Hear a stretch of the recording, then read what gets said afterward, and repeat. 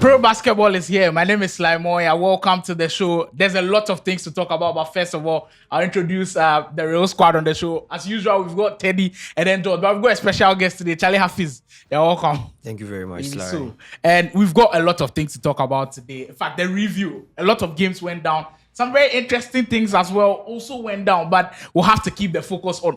George, shall we not start it since you started, right? Oh, pesado, so pesado. We'll start things off with how it went down in Los Angeles, where the Warriors, the dynasty might well and truly be over. What is happening to the Golden State Warriors is not nice for anybody, but actually sometimes it just comes to an end.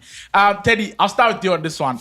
The Warriors took on the Clippers in a very interesting one. The Clippers were on the back of a 5-0 winning run. The Warriors not so good, and then the Clippers able to make home court count and then win that game. What was your thoughts on that one? I think James Harden and the Clippers have answered a question which has been lacking for so long. Apologize. You need to apologize. We first apology with the set. Okay, so okay. I'm sorry, James Harden. Yes, I'm sorry. Hey, but you put it like a but you can't say Harden not go add anything to the offense. So ask the apology. Okay, so there have been questions lacking. So questions like Harden. Do I score more, or is it the time to fall back and pass more? And I think he has figured out when to do more of the shooting and when to do more of the facilitating. And he has figured out the 2-man game with Zubac. So now it's not more of a pocket pass, but it's more of an alley-oop given to him because that's the easiest one he can score. And to the Warriors side, there are questions too. You see, when Warriors fans have been complaining for so long that the rotation has not been good, Steve Kerr should put in more of the players. But then, since before the season started, he was this second unit was brought up, and they've been playing so amazingly. So the question is, do I break the second unit because they've been playing so amazingly and gel them or add them to the first team? And I think adding Kuminga and then Podziemski into the lineup was good because I could see their play was very fluid. It was moving and it was good. It's a bad thing for Wiggins because he has been a starter for so long. He won the 2022 and I think he's actually feeling it because if you look at him, he's not actually he's not a Wiggins. He did go through him. Yeah, he did go through him. But then without our very own Draymond Green in 14 games, the Warriors have just won 3. So that just tells you the impact that they lose with Draymond Green. You've got the floor. What do you make of the Clippers Warriors game? You see, before the matchup, you look at both teams. You look at the camp of the Warriors. We all know what's happening there. Their tensions. You look at they not winning games. You look at Draymond. Exactly, Draymond Green saga as well. So you look at their mentality and even their, I think how the players are even on the court, like their body language. Looking at the Clippers side, everything is going well. We are on a winning streak. Hey, you look small. Right? Your last bit is your last. Have you seen an Lakers fan? No, they lie. So everything is going so well. But looking at this match, I'd like to give props to James Harden. He was so good on both ends of the floor. On the defensive side as well, he was worrying Podziemski. You look at what he did on offense, facilitating so well. As he said, he knows how to do it well with Zubac now.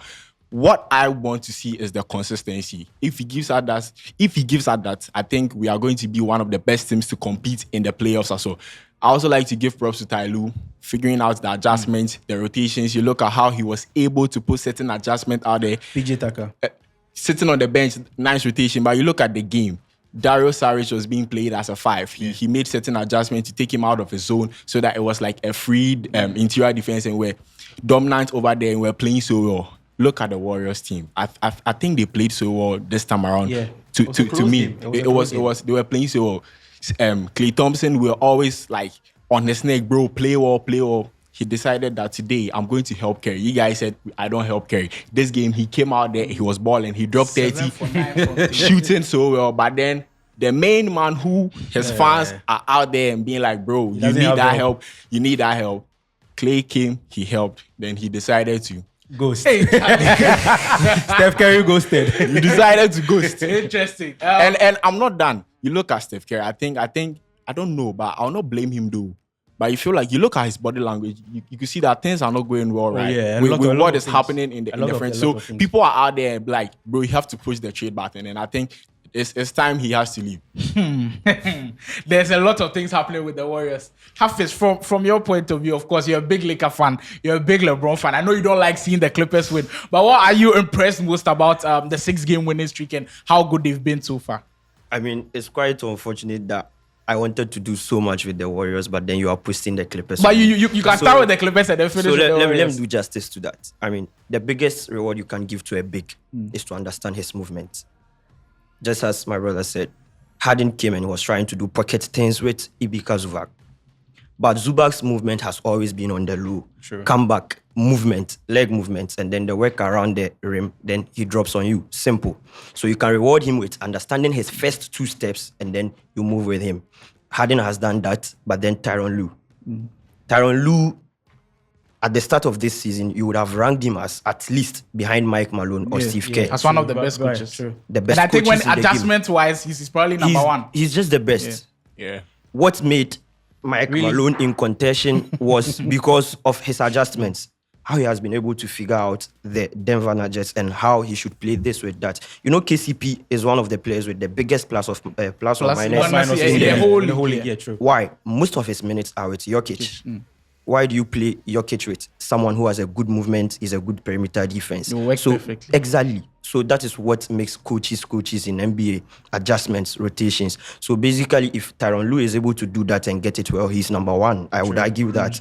And he's done that perfectly within the last few games. I mean, it's not even the last 6 games, about the last 8 games. Yeah. Maybe the 2 wins didn't come, but then he did In it our last just right. 14, 11 and 3. Yeah, you are 11-3 in the last 14 games. So just imagine. So if you are getting your rotation right, rotations right, it's basketball. It's a game of make or miss. It's a make or miss league. Exactly. So when you get it right, you are going well. If you don't get it right, someone can just go on a 31-0 run on you. Like, look at true. it on shy. You get it. So that's how it is. But then quickly to the Warriors. Sometimes I like to contextualize basketball arguments in a multidisciplinary way. I bring other sports in contention. You know, every time, just like in the context of life, everything isn't permanent. Things start to break down. You have to understand that in a sporting context, things will fall apart Players at get some old. point in time. Yeah. You get it. And every dynasty in the history of sports Comes to an end. comes to an end. It doesn't matter very well the way it starts, but the ending matters very well. You might get to a point where your fall off will even be remembered more than the that's peak true. days. Aaron Rodgers, someone even forgets that Aaron Rodgers was a Super Bowl champion. True. You can talk of Greg Popovich. People even forget he ever coached a dynasty. That's how it works. So when you come to that context, look, Warriors fans, it's time to get real with yourselves. We might be seeing the beginning of the end. It started 2022, right after the championship, right after that punch. That was when it started. Exactly. Look, there is one max contract on the board. Is Poole taking it or Draymond Green taking it? Poole took the bag, Draymond took the punch. That's simple.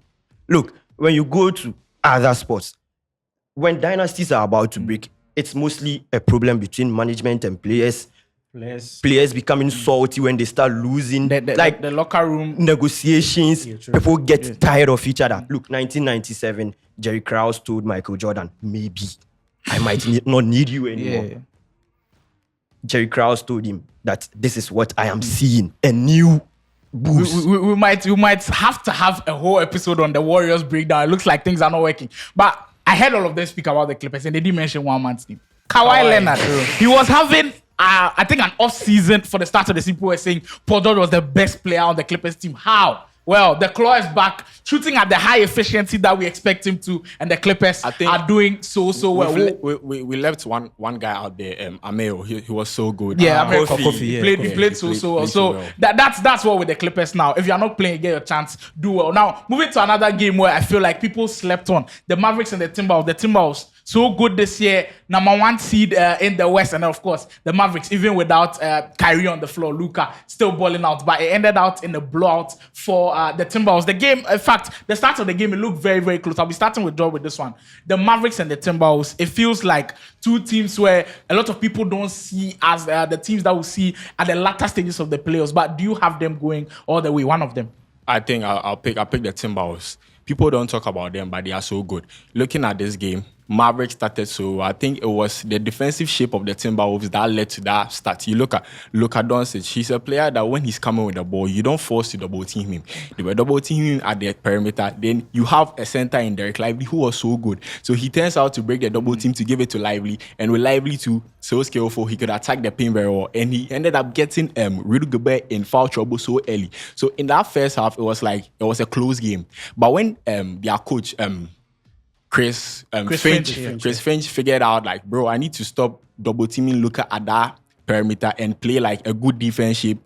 Make sure the perimeter is being strengthened. He was able to close the game out, and the second half they came in so strong and they outplayed them. So I think with the Mavericks, their defense. You look at their perimeter defense, no organization. You look at their interior defense as well. So I think with them, I don't have them as top contenders, but with the Timberwolves, they are so good. Interesting. Hafiz, I'd like you to touch on this one. Luka Doncic every year in MVP conversations, even before we start the season. This season could be his without Luka, without Kyrie still playing well. Do you have him going all the way in the playoffs this time around? Do you have him maybe winning the MVP this year? I mean, I was having this conversation with someone that when the NBA season is about to start, it's always about who takes the torch next. Then you see a new player in the conversation dimensions, new face of the league. Then they will just be staging up players. But one thing that we've realized that has been constant within the past 3 seasons is that no matter the talks that would be around who comes up next in the next season, there are 2 guys. I mean, there is that, how do I call it? They have that geographical disadvantage because they are not Americans. Luka Doncic and Jokic. Nikola Jokic. I mean, Giannis has the props already. True. You get it. But Nikola Jokic and Luka Doncic would always be forgotten about en route to the season. Then we start the season, it's the same old story, them bullying you. Look at Luka's craft. I mean, besides athleticism, he's the next thing to LeBron. Like the 3-way threat as a player. Look, the Timberwolves did what Davenham failed to do, to make the right adjustment at the right time. Look, when you let Luka find his feet early on, he touches you. And then in the first quarter, he was exactly. It started like 16-6 or something like that. 16-2. That was the stats. And it was all Luka, either facilitating or killing. He had 10 plus points. You get it. See, we can rave the whole episode about Luka Doncic, but I'll let people don't forget his movement alone. I think his movement alone is so big to be. Bro has the ball on a string in his hands. Exactly. When you think he's lost the ball, he's finding it. I think on an episode before you've spoken well on how the Timberwolves play, and do you have them going all the way? I feel like you said the last time that if things go well for them, if injuries don't come to play, you mentioned earlier that if Karl Anthony Towns stays fit, they can go all the way. Do you still have them high? Yes, I still have them high, very high. Because looking at their players now, everyone is so healthy and they are playing amazingly. So if you take one of their players, for example, Towns out of this rotation, they are going to suffer because the 2-man game between Ant and then Gobert isn't really that solid. I think it's Conley that finds Gobert. Yes, it's not really that solid. So if you take Cut out of the rotation, they are going to really suffer. And we like you said, we spoke about the Minnesota, their offense, and I want to touch on the Mavs, their offense, because it's amazing to watch. If you watch their tapes, if you watch what they are doing. So this season, most of their games, it is them spreading the floor. So on most tapes I've watched, 3 players are on the far left side, and then 1 player that is a shooter on the far corner, waiting to get a pass to shoot. And then there's the Lively in the middle, trying to get the 2-man action with what's the name, Luka. So they run the high pick and roll, and then Luka the Lively just rolls into the paint, and then Luka gets his primary defender at his back. So there are so many options. It's either he's alley-hooping to Derek Lively, either he's getting the shot, or because it's a 2-man game, it's a 2v1 against the defender or the center. The help defenders try to get in, and then he finds his other players to kill the game. The wide open shots. There's this other play where they run the post game, so they get Luka into the post game. So whenever Luka is in the post game, the help defender will commit. You commit, and because he's bigger than most of the guys. Yes, you commit and you overcommit. When you overcommit, he gives it to his players and then they punish you. But I think in this game, his players weren't really sinking down shots which they normally used to sink down. Same harder way. Yes. Yeah, so those were really two big games that went down. But we'll be closing it out with an interesting topic to finish it out. Ja Morant, we haven't seen him the whole of GTA is back. Now, before we're coming, John told me something. We have good players coming and there's some good players leaving. Draymond Green, indefinitely suspended, he's leaving. And now Ja Morant, I think 3 games or so, he'll be back into the season. John, I'll be starting with you with Ja. With the Grizzlies playing so poorly this year, do you think it's going to have an instant impact? Because it has to be an instant impact if they want to make the playoffs. Is it even possible? But I think it won't be an instant Impact. The impact you said. You look at the Grizzlies last season, they were 33-17 without Ja Morant. This season, they are 6-17 without him. The problem is not Ja. The problem is the players. Look at their roster. The roster construction. They have an amazing roster. They have good players. Very, very amazing it's like players. the players are not playing so well. You talk about Jaren Jackson Jr. Last season, he was averaging about 3 blocks per Defensive game. player of I think his Yeah, last last match, he averaged 40-something. And this season, he's averaging about 1 block per a game. You talk about Marcus Smart, a good defender who could take 3-point shots, like catch and shoot threes so well. So I feel like he coming will add some best, like his presence alone, His energy. he will set the tone for them on offense because he's also a great defender as well, and he's going to bring in that kind of like compromise and everything in the locker room. But I feel like it's not going to be an instant impact because they were the number 2 seed last season. So this season they're falling off like that. I feel like the season is way longer. We saw It's early days. We saw Lakers start off bad last season, and we saw the turnaround in when the season was about to end. So I feel like they can make the play-in with Ja coming in. Big things for the be a Memphis long Grizzlies. They'll have to, in fact, pick it up very quickly if they want to make it to the play-in or the playoffs. Hafiz, I'll let you finish on this one. The Memphis Grizzlies, with how deep the West is, with how competitive it is. The Clippers are playing well. The Timberwolves are playing well. Of course, the Nuggets will play well. The Suns are lacking. The Warriors could even pull up big numbers. The Lakers, Nah, the that's for Kings. Warriors. Won't count. Hey, Masa. I mean, Do you think they stand a with chance? the teams ahead of Warriors, they would only have to hope that at some point Houston Rockets slack. Yeah, Yeah, exactly. Every team ahead of Exactly. you is It's kind of playing on well. the Yeah, move it's going right to go to the now. playoffs. Yeah, exactly. So is it possible for the Grizzlies to even make the play-in at this point? I'll give them a good shot with a playing that if Ja Morant supposedly makes that immediate impact. But then we are failing to appreciate the leadership of Ja Morant. The past 2 seasons, they've been number 2 in the West. You get? And then one thing is, Jaren Jackson Jr. was asked from Paul George how, like, On his podcast. on his podcast, that what was the impact that Ja has on that team. And he said one thing people are failing to realize is how good of a leader Ja Morant is. And you know something, being a leader in a basketball game starts from the court. What you do to impact your teammates, because you have to raise the energy. We always see Steph Curry setting the tone, LeBron setting the tone, Nicola similarly, you have to set the tone. So with the Grizzlies, I mean, the problem isn't just Ja. Exactly. You are talking about a 35-17 team without Ja Morant. Who is missing? Tyus Jones. Look, I like that guy because Dylan Brooks shout for them. he plays basic basketball. Like, you don't No have gimmicks. exactly. You don't have those kind of point guards in the game like that much Simple right basketball. now. Easy fundamentals. 4-year college player. He knows all the dribbles. He knows how to find players, pocket passes, and everything. But Ja is missing out of the team, and there is a problem because one, it started 1.5 years ago. You don't have Steven Adams.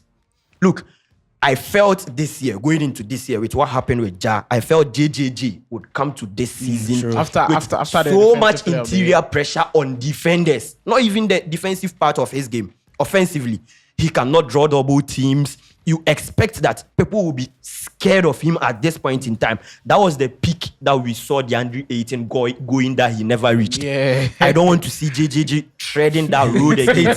You get it? So like there are several problems with how do you call it? The Memphis. Grizzlies. You can talk of missing perimeter defenders like Dylan Brooks.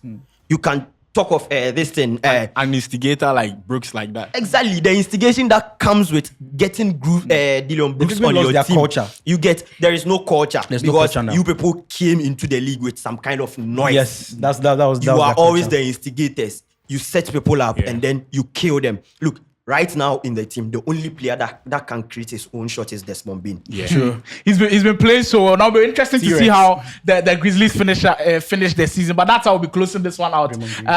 George, then Teddy said, and get last shout out. So I beg, give your shout out. You give your shout out. give your shout out. Give your shout out.